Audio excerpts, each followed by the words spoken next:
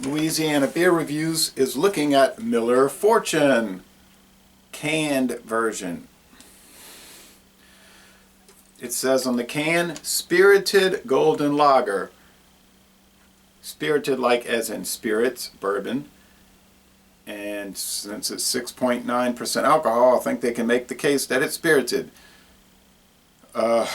Since 1855, Miller Brewing Company, now owned by SAB, South African Beverages, for a good while now. This is a kosher beer, no additives or preservatives. No flavorings, no colorings, no additives or preservatives. It says June 16, 2014. That's the Best Buy date. Saw this at Racetrack, $1.25 a can, 16-ounce can. They also have the 12-ounce bottles for $7.99 a six-pack. Well, that's actually $1.33 a 12-ounce. This is $1.25 a can. So a little cheaper. And you'll probably see some sales at different stores, $6.99 for 12-ounce bottles, six-pack. You might see they're supposedly going to have the big tall cans. Let's check it out. I bought 2 cans. Alright, what I've been trying to get. Head from Miller Fortune.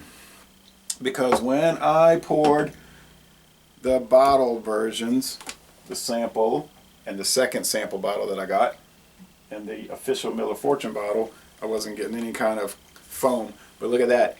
Now we're talking a thick, white, thick, slightly off-white head of foam, and a clear amber appearance. And I don't see a single bubble rising because all the bubbles went whoop right to the top. It looks more appealing with all the foam to me. It looks more like a beer type beer. Let's go with the aroma.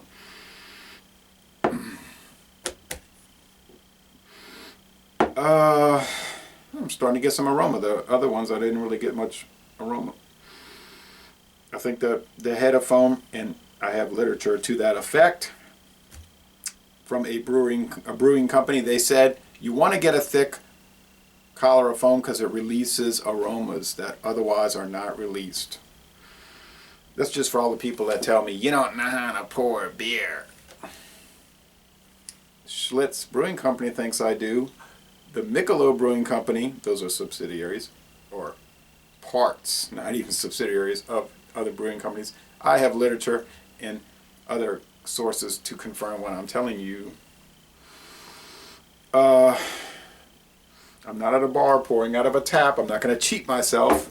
16 ounces is going to remain 16 ounces, law of conservation of mass. Picking up a lot of hops here. Oh yeah, come on, some nice floral type hops, some bready barley malt in the form of what you would interpret as bread crust, sweetness, maybe a little metallic note, some water, but overall it just really smells full and fresh. Well, doggone, it is fresh. This is not going to be released till the 10th of February. Here we are on the 8th, but I found out earlier this week that it was coming online into the stores on Saturday. They got permission, Crescent Crown distributors got permission, whatever, to have it out today, because I guess they didn't want to miss the weekend when people tend to buy a lot of beer relative to other days. Let's go with the flavor. Although I got my early sample January 15th.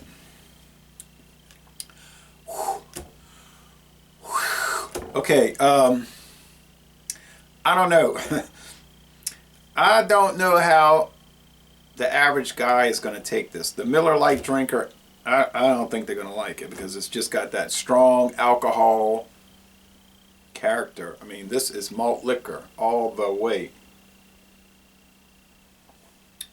I mean, This might appeal to the Magnum drinkers, the Ice House drinkers, the Ice House Edge drinkers, the Mickey's drinkers, the Mickey's Ice Brewed Ale drinkers. Yeah,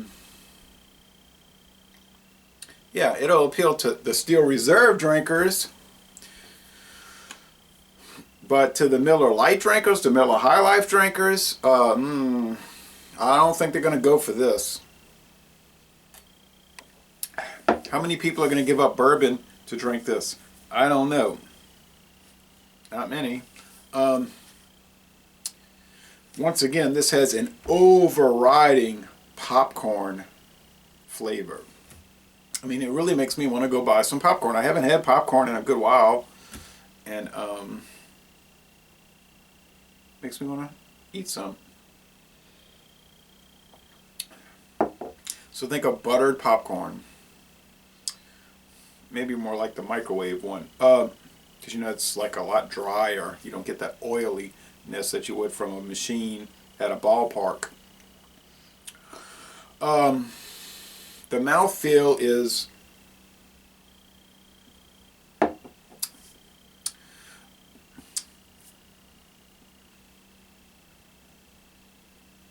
light, really. Light to medium. And the finish is crisp, clean, refreshing, and dry. I don't know what to make of this. This is my 4th sample now. It's sort of like the movie Yellow Submarine. A critic said it was too straight for the hippies and too hip for the kids. You know, the little kids that might want to see a cartoon. I think it's going to be too weak for the bourbon drinkers and too beer for them. And it's going to be too strong for your light beer drinkers. Now, they might be able to pull in Bud Light Platinum, Bud Black Crown, Budweiser Black Crown, and Beck Sapphire people into this, because this is just like taking that concept and up in the ante. Maybe we'll see a Budweiser Black Crown supercharged coming up. Maybe it'll be 7%. Or a Bud Light Double Platinum, you know, 9%. Hey, I copyright those ideas. You have to give me royalties. And as a Bush InBev, if you make Bud Light Platinum, Bud Light Double Platinum, and Budweiser Black Crown Supercharged. Okay, personally, I like it, but then isn't that usually the case? I tend to like a lot of different beers because I like drinking beer. I know a lot of beer reviewers, they seemingly hate beer because most of pretty much everything they review, they rip it apart and talk about how they hate it. And they can't finish it and all of that. But I don't know. This could just be stuck in the middle and not appealing to too many in the demographic in the beer drinking world. I don't see any craft beer drinkers coming over to drink this, but like Tom the Beer Whisperer says, these kind of beers, this and the other two I mentioned, they're not targeted toward craft beer drinkers. They're targeted toward the 20-something-year-old cool crowd, males who want to go to a nightclub and be cool, and they want to drink Miller Fortune out of a whiskey rocks glass and look cool. So that's an insipid sort of, and very fickle, I might add, demographic target. Will we have this with us in 10 years? I don't know. I remember when Budweiser American Ale came out, which was targeting the craft beer audience. It garnered an initial rush of praise, and on second and third tastings of it, people started to point out a lot of the problems with it, the bubblegum flavor, excuse me. And it didn't really pull in a whole lot of people, and it was a little expensive. I never bought it much, although I did like it. It was a beautiful bottle. And plus, combined with the fact that they never ran a commercial for it after 1 month of heavy promotion.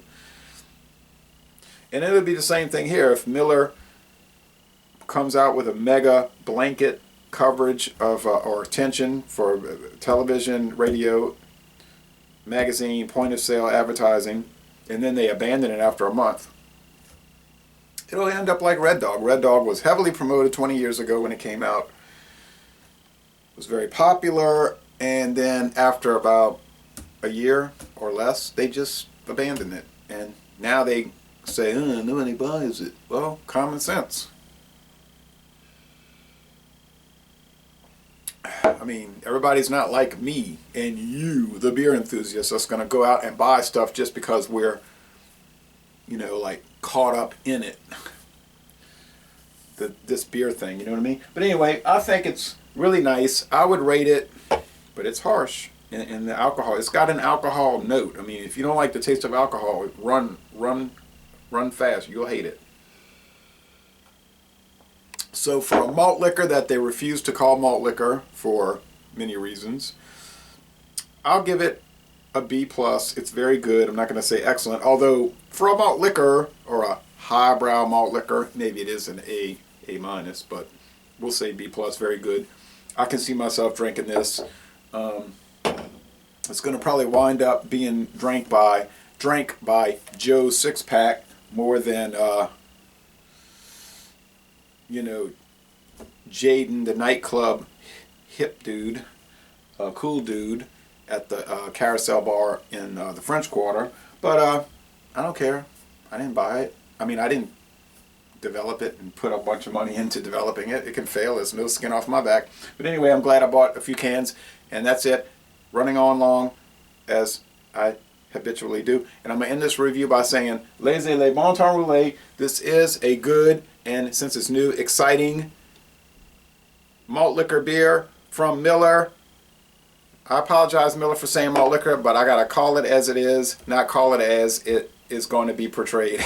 And I'm going to end this review by saying, y'all come on down to New Orleans.